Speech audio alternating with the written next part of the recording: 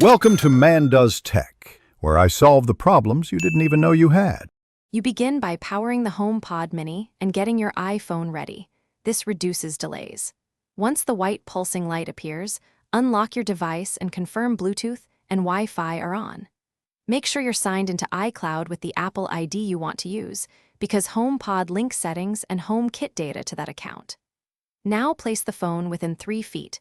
The proximity handshake is the only automatic trigger for setup, so don't move away until the next prompt appears. When the automatic setup pop-up appears, tap it and follow the on-screen prompts.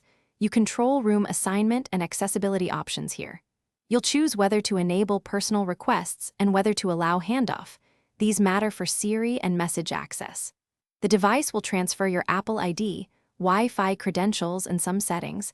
That's why you must stay on the same network and avoid unplugging the speaker.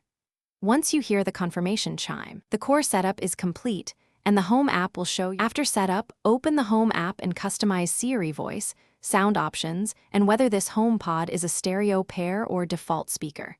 Then test core functions.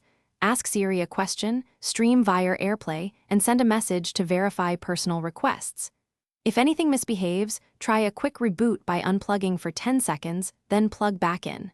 If pairing repeatedly fails, reset the HomePod by holding the top until you see an orange light and hear a reset tone. Then start the setup again. Thanks for watching. If you found this helpful, don't forget to like and subscribe.